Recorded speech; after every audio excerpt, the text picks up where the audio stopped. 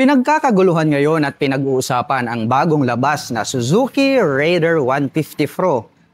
Teka lang. Parang may mali rito ah. Ito po pala ang Suzuki Gixxer 155. Para po sa mga hindi pa nakakaalam, dito po nagmula or pinanggalingan po ng panibagong muka ng Suzuki Raider 150 Pro. Silipin po natin ngayong araw.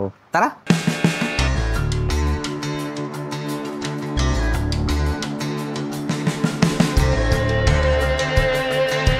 Kapag tinitigan mo po ito pong kanyang main headlight ay mapagkakamalan mo po talaga itong Suzuki Raider 150 Pro. Flat po ito pong kanyang main headlight at nahahati po ito sa tatlo at naka full LED na po ito pong kanyang high beam at low beam.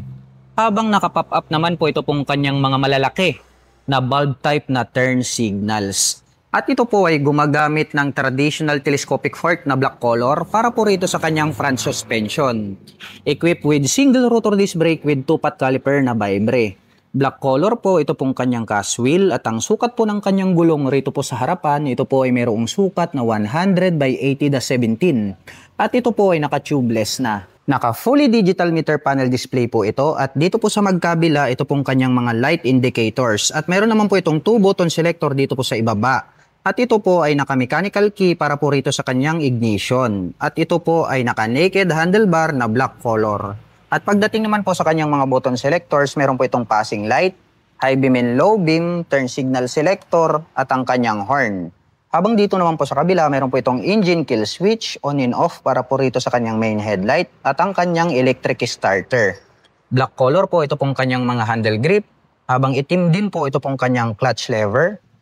At black color din po ito pong kanyang front brake lever. Dahon type naman po ito pong kanyang mga stock na side mirrors.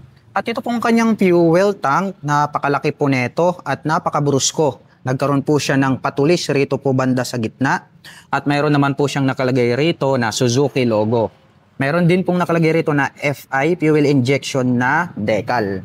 Ito pong kanyang engine extension cover ay para po itong arrow at may nakalagay naman po rito na Gixxer at meron pong nakalagay rito na lining ng apple green na decal. At ito pong kanyang upuan ay nahahati po ito sa dalawa. Mas mababa po ito pong ating rider seat kaya mas maaabot po ito ng mga Filipino rider. Habang mas mataas naman po ito pong ating back rider seat. Black color naman po ito pong kanyang seat cover. Itim din po ang kulay nito pong kanyang integrated na grab bar. Ang Suzuki Gixxer 155 po ay meron po itong seat height na 795mm at meron naman po itong ground clearance na 160mm. Ngayon naman po ay susubukan nating sakyan para maipakita ko po sa inyo kung gaano nga ba ito kataas. Para po sa mga magtatanong, ang height ko po ay 5'6". Makikita nyo naman, tiptoe tayo, konting-konti lang naman. Kaya komportable pa rin po ito para po sa mga tulad ko na 5'6" in height. At sa tansya ko naman ay kayang-kaya po itong mabot ng mga 5'3" and above. At para po sa mga nakapanood ng video na ito at balak pong maglabas ng panibagong Suzuki Gixxer 155 at taghahanap po kayo ng accessories like crash guard, helmet, top box, rear carrier, side banners, or motorcycle cover. At kung nagustuhan nyo din po, ito pong aking suot na riding t-shirt na dekalidad. Maganda talaga yung kanyang quality, ay ilalagay ko na lang din po yung link dyan po sa description box sa ibaba para hindi na po kayo mahirapang maghanap. At ito pong kanyang engine cover ay black color din po ito at may naka-intact naman po rito na Suzuki. At ito po ay mayroong 5-speed manual transmission. Tubular po na metal ito pong kanyang center stand at side stand. At ito pong ating pillion step para po sa ating rider at back rider ay chrome color po ito na alloy. Habang diecast naman po, ito pong kanyang brace. At metal naman po ang brace nito pong ating pillion step. At mayroon po pala siyang susian rito sa kanyang side profile. At gumagamit po ito ng tubular metal na swing arm. Black color po ito. Mayroon na po pala itong chain protector at mud guard. Mayroon din po itong tire hugger para hindi po matalsikan ng dumi yung other body parts nito pong ating motorcycle. At ito po pala ay gumagamit ng monoshock absorber para po rito sa kanyang rear suspension.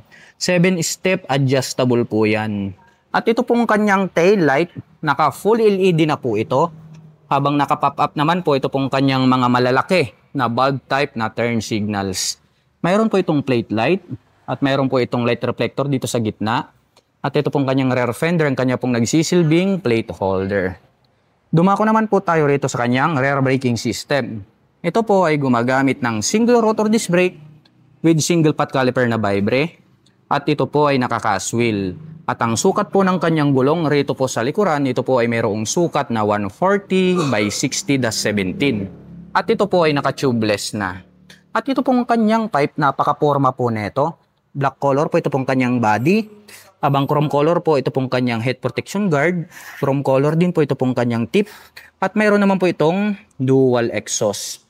Habang metal naman po na tubular, ito pong kanyang foot brake. Pag-usapan po natin ang kanyang engine specifications. Ito po ay mayroong 155 cubic centimeter engine displacement. Naka-single cylinder, single overhead cam, 4-stroke with 2 valve. At ito po ay nakakapag-provide ng maximum power na 10.4 kW at 8,000 RPM. Habang nakakapagbigay naman po ito ng maximum torque na 14 Nm at 6,000 RPM. At ang presyo po ng Suzuki Gixxer 155 ay nagkakahalaga po ito ng 104,900 pesos. At kung gusto mo naman pong kumuha ng hulugan ay kailangan mo pong mag-down payment ng 5,500 pesos. At meron po itong monthly installment na 5,190 pesos sa loob ng 3 taon. At meron po itong rebate na 210 pesos kapag on time ka na nagbabayad.